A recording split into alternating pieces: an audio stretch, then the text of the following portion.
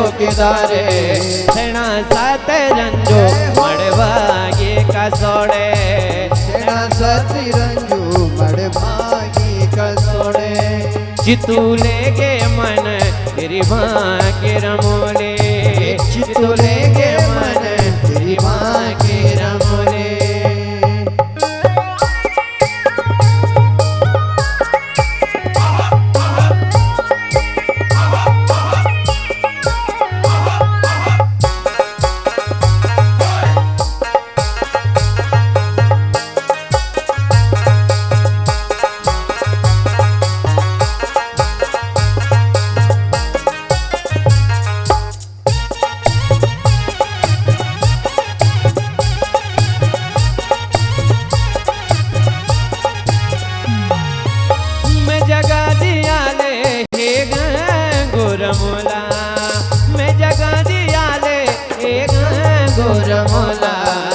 नोहाते no बेते मैं जगा दियाले नोहाते no जेते मैं जगा दियाले तब झारखंडी माल झाड़ी दे दो जवाब तब झारखंडी माले झाड़ी दे दो जवाब तब झारखंडी माल झाड़ी दे दो जवाब तब झारखंडी माले झाड़ी दे दो जवाब इटे दाबटोयो जगह नी मिले दे इटे दाबटोयो जगह नी मिले दे जितू लेगे मन तेरी माँ की रमोले जितू लेगे मन तेरी माँ की रमोले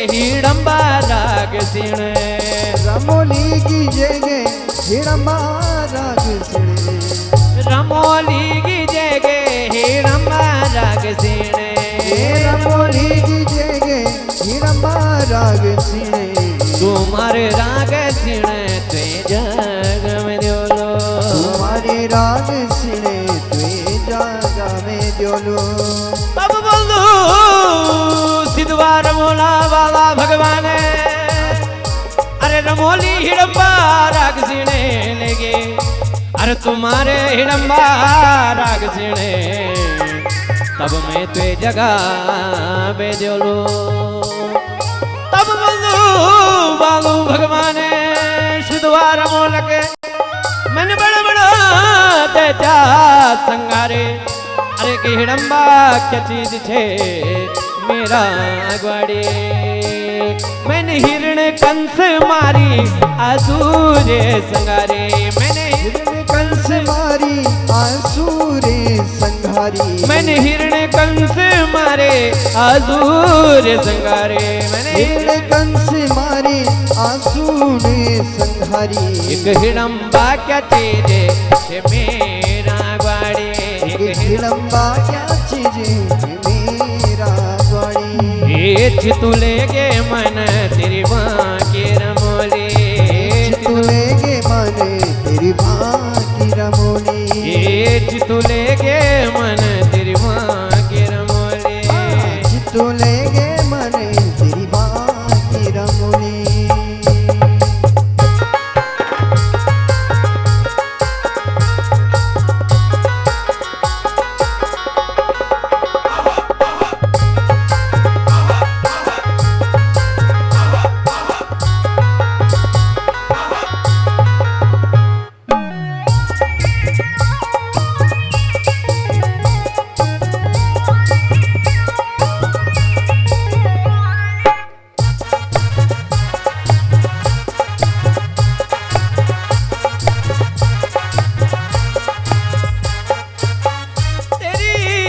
बावन को रमोली हरी भरी कर दो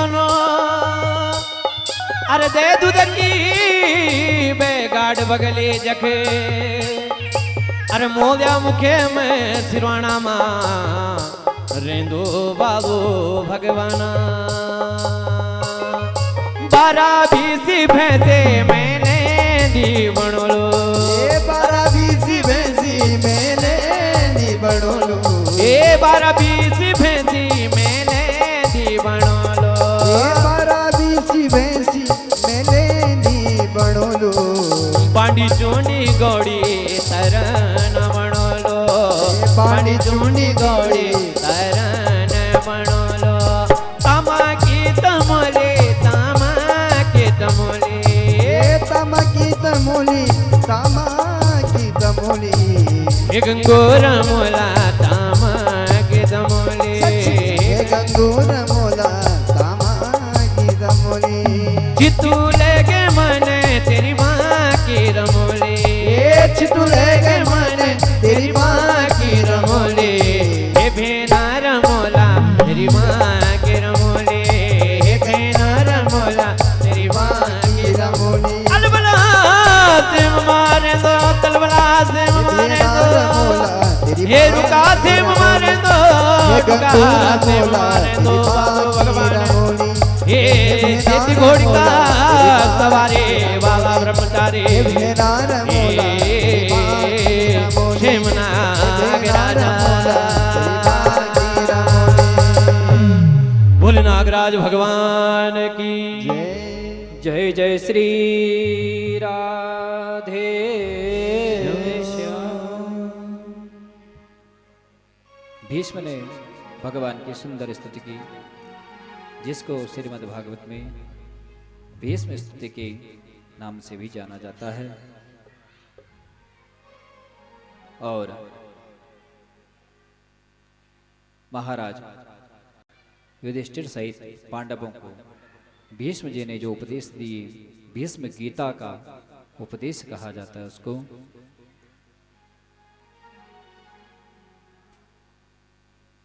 और पांडवों को उपदेश देने के उपरांत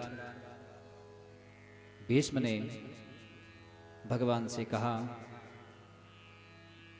हे प्रभु मेरी जो रति है वो आप में हो और भगवान ने अपने इस दिव्य भक्त को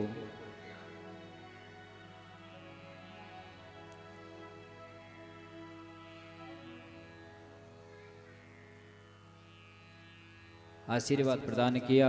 उसके बाद भीष्म पितामह निर्गुण ब्रह्म में लीन हो गए। द्वारिकाधीश प्रभु ने पांडवों का शोक दूर किया भीष्म के द्वारा और भगवान का जो प्रिय भक्त था भीष्म उनका भी अंतिम मनोरथ भगवान ने पूर्ण किया और पुनः पांडवों को भगवान ने कहा कि अब मैं द्वारिका जाना चाहता हूं और प्रभु द्वारिका की ओर चल दिए। भगवान का द्वारिका में दिव्य स्वागत हुआ।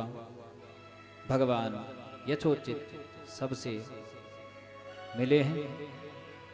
बोलिए द्वारिकाधीश भगवान की जय। सौनक जी कहते हैं कि हे महाराज परीक्षित जी का क्या हुआ। बच्चों हे बच्चों घर से ले आओ बेटा कुछ निकालो उसको। चमल जी पीछे ध्यान देना।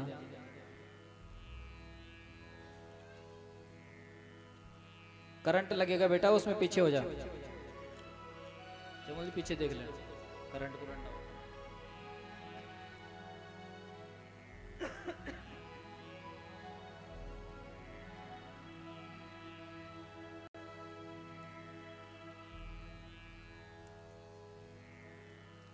परीक्षित जी का जन्म हुआ और ब्राह्मणों ने आशीर्वाद दिया, नामकरण हुआ कि भगवान श्री कृष्ण ने इनकी रक्षा गर्भ में जाकर के, तो ये बालक संसार में विष्णुरात के नाम से प्रसिद्ध होगा। इधर विदुर जी जब तीर्थ यात्रा करके वापस आया हस्तिनापुर में, सीधा धृतराष्ट्र आगे पहुंचा और विदुर जी ने बोली, हे राजन, तुमने यो पांडवों के तय मानक तय क्या नहीं करी, और आज तुम यो कोई दिन यूं अन्न खान लग्या, तुमणी अब यखनी रुक्यो छेंदो, तुमणी यखन जायो छेंदो। और धृतराष्ट्र और गांधारी उन्हें लेगता है विदुर जी हिमालय की ओर बिना कहने बताया चल दिया।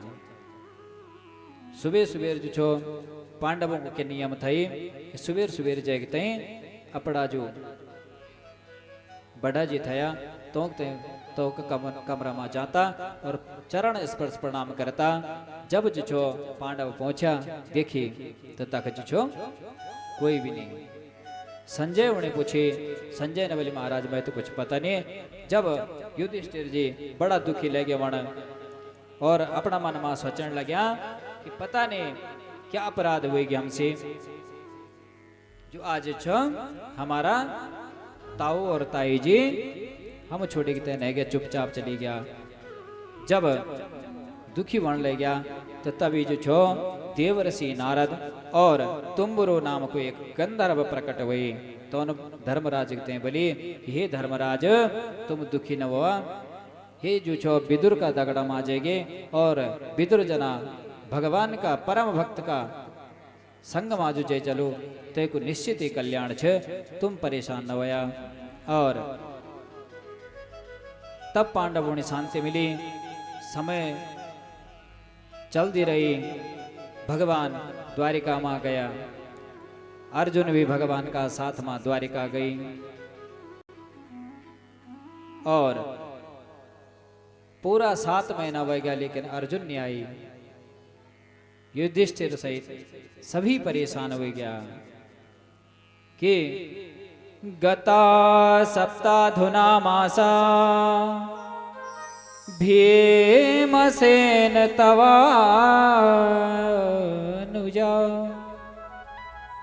नयाति कस्य वा हेतो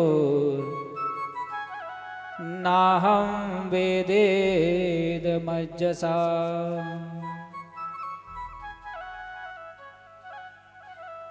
अर्जुन 7 महीने बिटन वापस नहीं आई, ना ही कोई संदेश आई।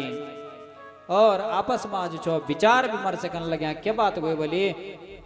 और तभी जो छो सामने बिटन अर्जुन औंधु दिखेगी। सभी बड़ा आश्चर्य में पड़ गया, क्योंकि अर्जुन को मुख जो छो कांतिहीन हुयो छे, बिल्कुल उदास हुयो, आंखों बिटन आंसू निकलने लग्या। तो सभी चारे भाई ले गया सोचना कि कोई ना कोई अनिष्ट होगी, ये वजह छो अर्जुन रुए रुए आने लग्यो। और अर्जुन ने पूछने लगे, अर्जुन हुए क्या, सारी बात बताओ, तो ऐसी कोई पाप तो नहीं होगी। तब अर्जुन ने बोले कि हमारो जो प्यारो कृष्ण थई हुज छो स्वधाम चलेगी। जय कृष्ण ने हर जगह हमारी रक्षा करे, हुज छो आज स्वधाम नेगी। वंचितो हम महाराज हरिणा बंधुरूपिणा ये न मे पहृतम तेजो देव विस्मापन महत। हे प्रभु, हे भाई, आज छो वो भगवान हम छोड़ी कितने जाएगी। यदुवंश को संहार को पूर्व प्रसंग अर्जुन ने सुनाई। और सारी कथा जो छो अपना भाइयों ने बतैली और जन्य जो छो कुंती मैया न सुने तो और तुरंत जो छो भगवान को ध्यान करे और ध्यानस्थ हुए कर एक क्षण में जो छो कुंती मैया न इस शरीर को त्याग कर दे। भगवान का द्वि परम भक्त वया जो न भगवान का वियोग में जो छो तुरंत अपना शरीर को त्याग कर देनी। कृष्ण अवतार मां कुंती और राम अवतार मां दशरथ जी महाराज जो न भगवान जनी भगवान बिछड़िया तनी जो छो क्या करे अपने शरीर को त्याग कर दे। और गोविंद का चरणों को चिंतन करेगी तय कुंती मैया भी ये शरीर को त्याग करेगी। पांडव न राजा परीक्षित बनैली और स्वयं स्वर्गारोहण की यात्रा पर निकली गया। हिमालय की यात्रा कर दी जो छो अंत में सभी पांडव परम धाम को प्राप्त हुआ। परीक्षित महाराज को विवाह इरावती नाम की कन्या सी हुई और तौ को अगाड़ी जन्मेजय नाम को पुत्र हुई। जन्मेजय नाम का तो जो छो 4 पुत्र भया। एक बार परीक्षित ने सोचे कि चला जरा प्रजा की व्यवस्था देखी कोला और परीक्षित जी महाराज निकल पड़ा अपना अनुभवी मंत्रियों का संगमा अपनी प्रजा का बीच भेष बदले के घूमने लग्या। चारों तरफ जो छो अपना पूर्वजों की जो छो प्रशंसा जब सुनी तो परीक्षित जी महाराज बहुत खुश हुए गया। परंतु एक जगह बड़ो अटपट हुई। एक जगह क्या एक कालू पुरुष जो छो एक गाय और एक बछड़ा उन्हें बहुत प्रताड़ित कनो और दुया गाय और बछड़ा अपना सुख दुख की आपस में बात करना। बछड़ा बहन लग्यो कि हे माँ तुम ये वजह से परेशान चवणे क्यों? मेरा जो छो 3 पैर रहा एक जो छो ये दुष्ट आदमी ने जो छो 1 पैर मेरो काटी ली और 3 पैर मेरा रहा ये वजह से तू दुखी बड़ी या ये वजह से दुखी बड़ी कि प्रभु ने हम दिया छोड़ी लिया और अब जो छो अपना धाम में जा गया। और यो दुयु के बाद जो छो राजा परीक्षित सुन लग्यो। राजा होनी बहुत क्रोध आएगी और राजा ने तुरंत जो छो तो को मार्ग रोकी ली और अपनी तलवार खींची ली कि गौ माता पर इतना ज्यादा अत्याचार यू कनो यू कुछ। और जनी जो छो महाराज परीक्षित ते काला पुरुष की तरफ दौड़ी। अब वो कालो पुरुष कुछ वो कालो पुरुष से कलयुग और जो गौड़ को रूप धारण करियो कुछ ये धरती माता और जे का 3 पैर चरया वो बैल का रूप में बछड़ा का रूप में कुछ धर्म धर्म का जे 4 पैर बंदा क्या बंदा तप पवित्रता दया और सत्य। लेकिन कलयुग में 3 है वो भी धीरे धीरे ही भी खत्म होने लग्या। तप तब रही नहीं पवित्रता थोड़ा बहुत रही सत्य भी कम है कम और दया भावना भी धीरे धीरे कम होने लगी। तो जनी परीक्षित महाराज ने तलवार निकाली तो कलयुग जो छो परीक्षित का चरण में पड़ेगी। हे महाराज मैं हुणी न मारे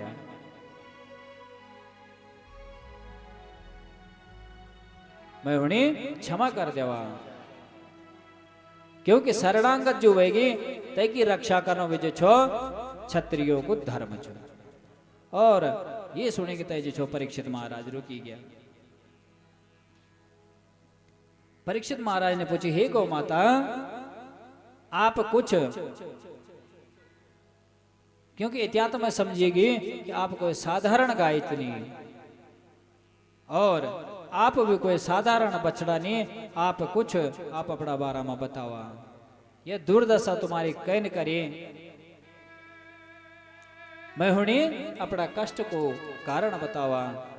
तो बछड़ा बहन लग्यो कि हे महाराज मैं अपना दुख का कारण कह हुणी बताओ, क्योंकि कर्म कांडी बोलता ना कर्म प्रधान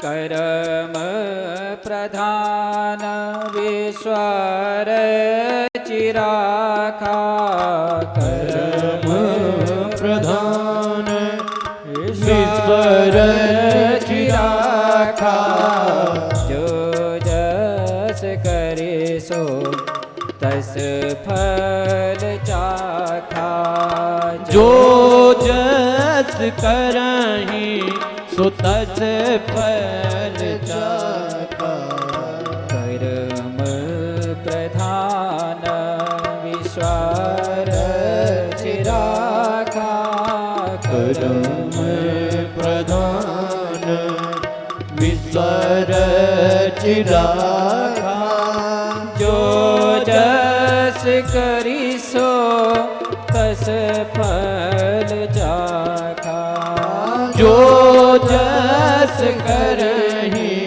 सो तस फल चाखा कोई न काऊ सुख दुख दाता कोई न गाओ सुख दुख बाता निज कृत कर्म भोग सब भ्राता निज कृत कर्म भोग सब भ्राता कर्म प्रधान ईश्वर चिराखा जो जस करहि सो तस फल चाखा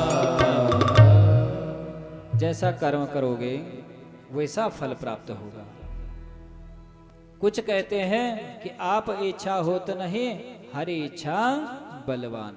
अपनी इच्छा से नहीं होता, सब भगवान की इच्छा से होता है। कुछ कहते हैं ग्रहों की गति जब विपरीत हो जाती है तो कुछ भी हो जाता है, तब तो बड़े बड़े महापुरुषों को भी कष्ट उठाना पड़ता है। इसलिए ही महाराजन मैं अपने दुखों का कारण किसी को नहीं मानता। महाराज परीक्षित ने कहा आपको मैं पहचान गया, आप साक्षात धर्म हैं।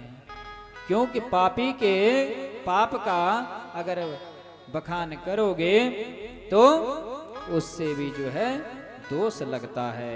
पापी के पाप की अगर हम चर्चा करते हैं तो उससे भी दोष लगता है। मैं आपको पहचान गया, आप साक्षात धर्म हो। और कलयुग राजा के चरणों में पड़ा हुआ कहने लगा महाराज मैं कलयुग हूं, मुझे छोड़ दो। परीक्षित ने कहा तुमने मेरी सीमा में प्रवेश कैसे किया? तो कलयुग ने कहा महाराज पूरे संसार में तो एक छत्र आपका ही राज्य है। अब मैं ये सारा संसार तो आपकी सीमा में ही आता है, मैं क्या करूं, कहां रहूं? तो परीक्षित ने कहा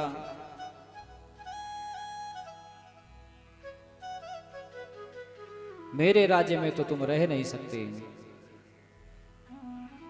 या तुम्हारे अंदर कोई गुण है तो कहो। तो कलयुग ने कहा कि महाराज अब गुणों की तो खान हूं मैं, लेकिन गुण एक ही है, और वो क्या है? यत फलम नास्ति तपसा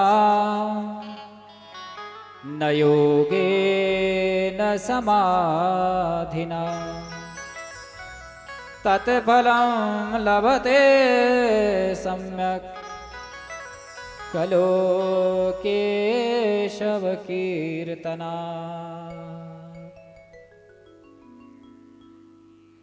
रामचरितमानस में काकभुषुंडी जी कहते हैं कैल जोग केवल नाम आधार सकल जोग केवल नाम आधारा सुमेर सुमेर नर उतरहि पारा सुमीर सुमीर नर उतरहि पारा। कलयुग में सबसे सरल साधन क्या है? भगवान के नाम का कीर्तन करो, भगवान के नाम का भजन करो। और अन्य युगों में जो बड़े बड़े तपों से, बड़े बड़े यज्ञों से प्राप्त होता था, वो कलयुग में सिर्फ नाम संकीर्तन करने से, नाम जप करने से प्राप्त हो जाता है। और इसी गुण से महाराज परीक्षित प्रसन्न हुए। कलयुग को परीक्षित ने 4 स्थानों पर जगह दी। दूतम पानम स्त्रिया सोना यत्रा धर्मश्चतुर्विदः। जहाँ जुआ खेला जाता हो वहाँ पर कलयुग का वास होता है। जहाँ मदिरा का पान हो वहाँ कलयुग का वास होता है। जहाँ लंपट पुरुष रहते हैं वहाँ कलयुग का वास है। और जहाँ जीवों की हिंसा होती है वहाँ पर कलयुग का वास दिया। 4 स्थान कैसे? असत्य, जहां झूठ बोला जाता है। कहां पर? जुआ खेलने वाले ये सारे झूठ बोलते हैं।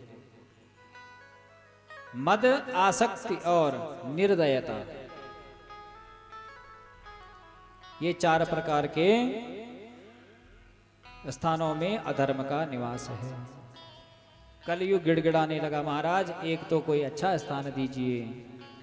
और बार बार अनुनय विनय करने पर पुनश्च याचमानाया जात रूप मदात प्रभु।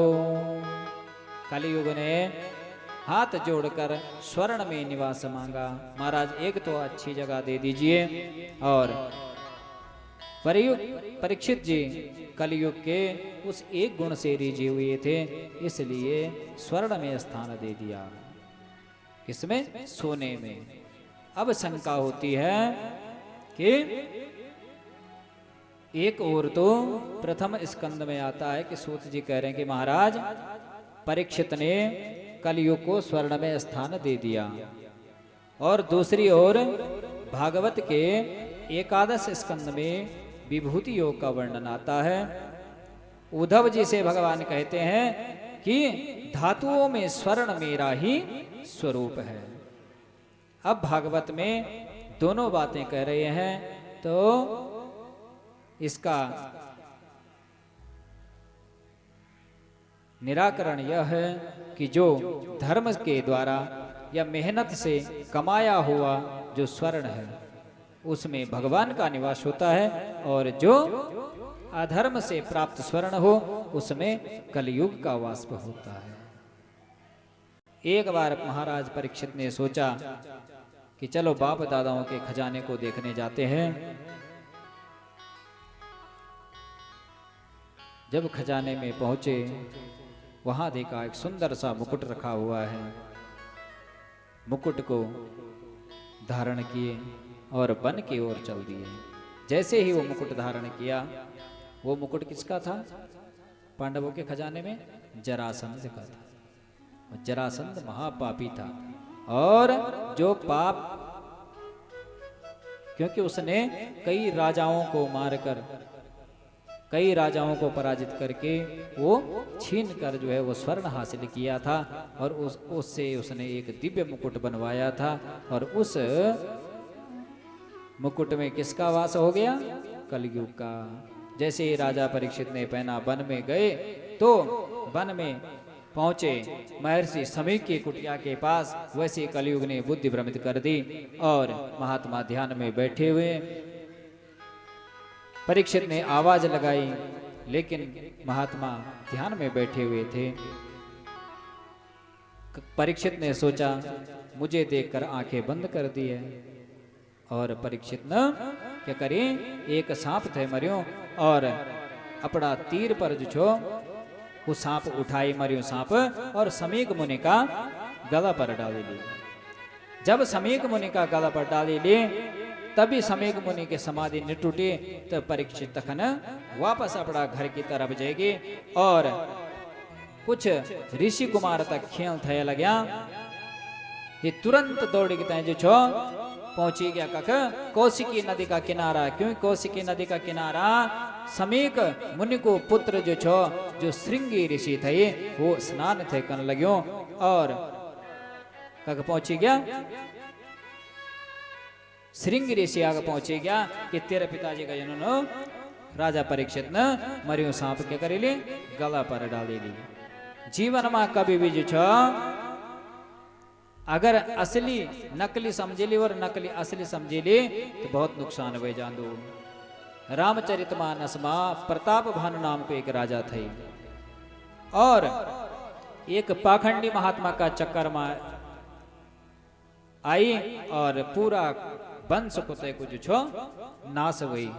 और यक जो छो असली संत होनी नकली समझने लग्यो तो कष्ट तो जेनो ही पड़लो। श्रृंगी ऋषि ने जो छो जन्नी सुनी कि मेरे पिताजी का गला में जो छो सांप डालियो तो तनी बहुत क्रोधित हुएगी और जल हाथ में लेनी और इति लंघित मर्यादं तक्षक सप्तमे हनि दंगचति स्म कुलांगारं चोदितो मे तदद्रुह। और परीक्षित ने श्राप दे ली कि हे मर्यादा का उल्लंघन करने वाला परीक्षित, अपना कुल में कलंक लगाने वाला परीक्षित, मैं तो हणी श्राप दे दो कि आज से ठीक 7वां दिन तक्षक नाग का डसने से तेरी मृत्यु हो जली। और घर पर देखते हैं परीक्षित न जन्य हो मुकुट उतारी तनी जो छो स्वचन लेगी कि मैं न ऋषि को अपमान करी। समीक मुनि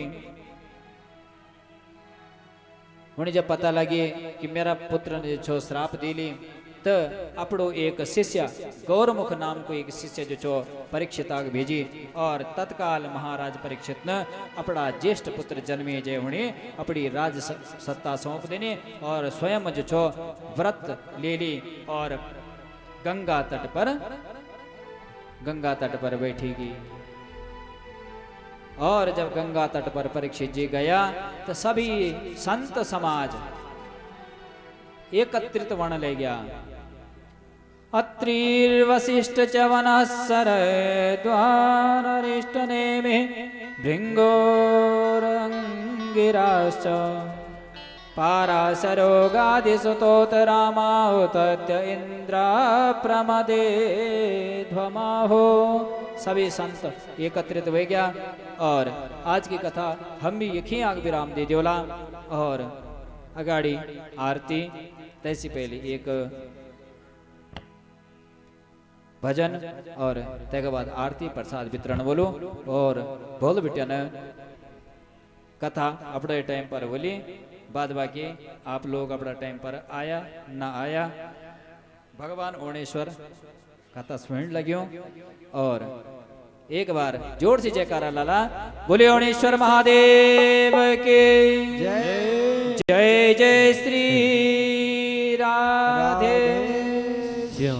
आसपास के जो लोग हैं जिनके कानों तक मेरी आवाज आ रही है कथा में समय से पहुंचने का कष्ट करेंगे और ये भागवत रूपी गंगा हमेशा हमेशा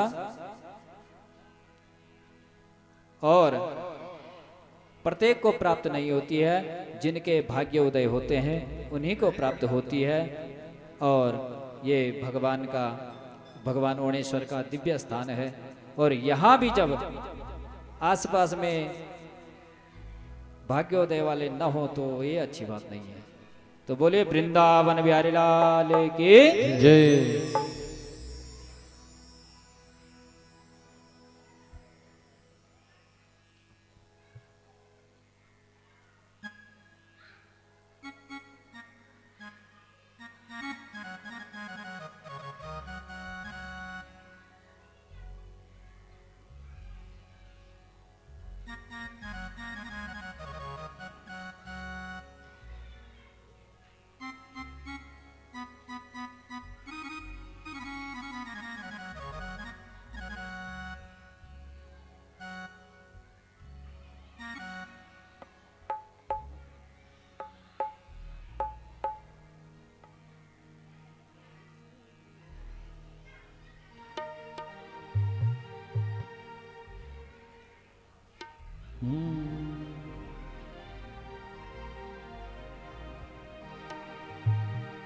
पर चधारी देव तो मेला दो पराज ये जो जस दियाल बना लेना गिराज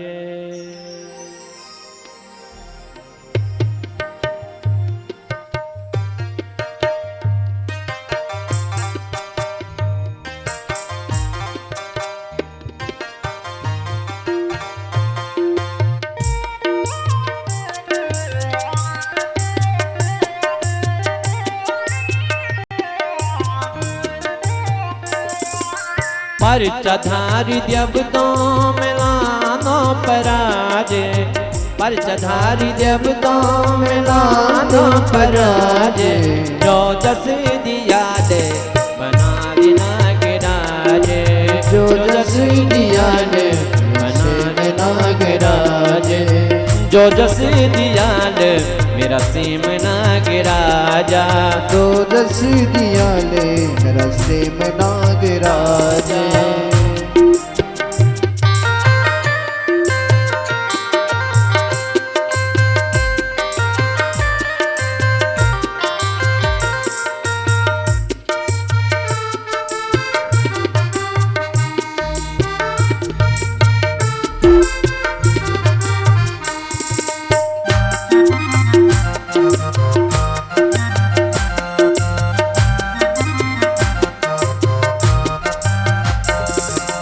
द्विगति बैसाख बैठ गऊ माँ बनावी नाग राजा भेद आए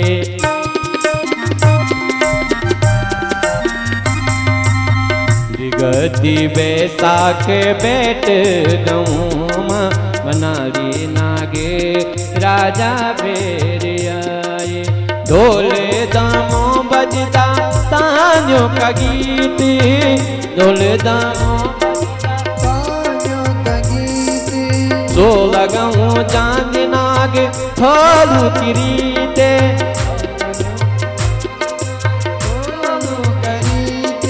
गो गो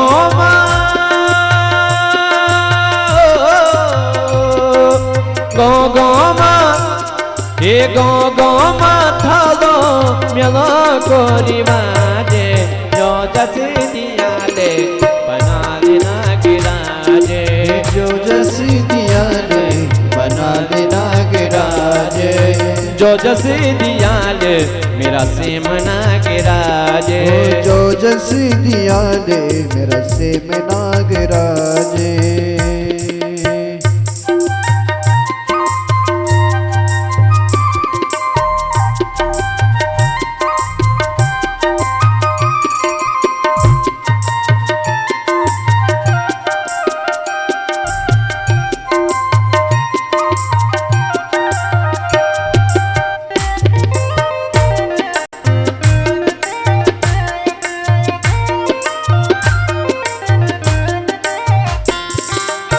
जामटी को थोल 5 गते बैसाख जौनपुर प्यारो रोत्यालो मुलाके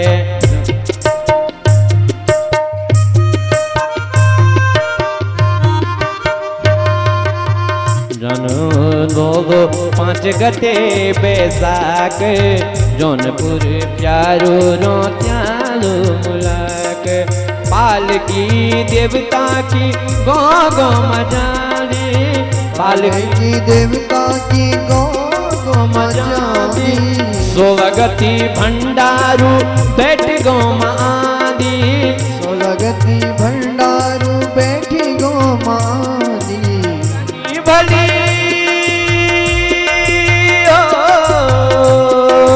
कनी भली हे कनी भली दे दी तेरी पालकी बिराजे जो जस दिया ले बना लेना गिराजे जो जस दिया ले बना लेना गिराजे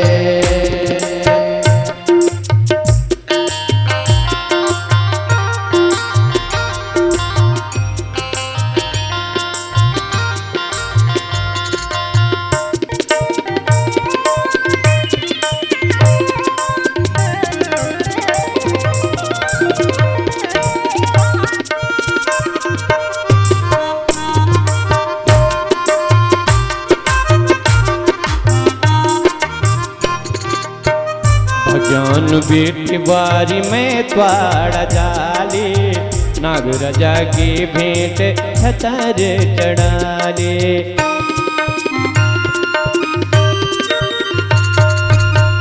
भगवान बेटी बारी में त्वाड़ा जाले, नाग राजा की भेंट छतर चढ़ाले। भगवान बेटी बारी में तोड़ा जाली, की भेंट छतर चढ़ाली। तामसारी ढोल तेरु भगत भगवान दास, तामसारी ढोल तेरु भगत भगवान दास। ये तामसारी ढोल तेरु ओजी भगवान दास, तामसारी ढोल तेरु ओजी भगवान दास। राज खुशी रख देवता कर दुख विनाश, राज खुशी रख देवता कर पे प्रणाम।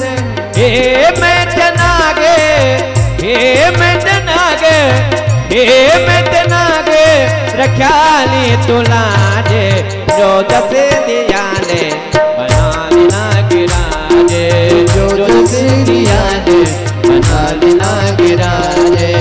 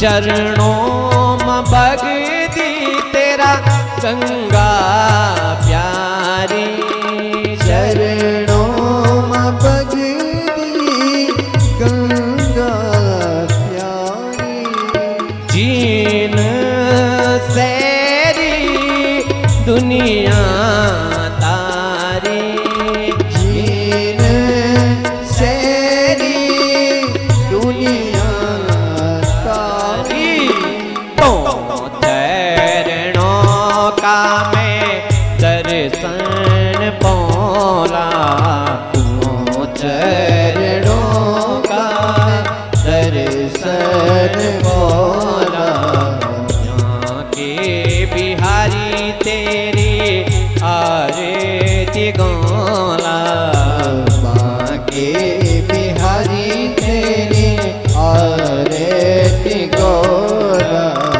व्यास दास का नाथ तुम्ही था व्यास दास का नाथ तुम्ही था सुख दुख जीवन साथ तुम्ही था सुख दुख जीवन साथ तुम्ही था तो चरणों मां मैं शीस झुकोला तो चरणों में शीश झुकोला श्याम सुंदर तेरी आरती गौला हमें सुंदर तेरी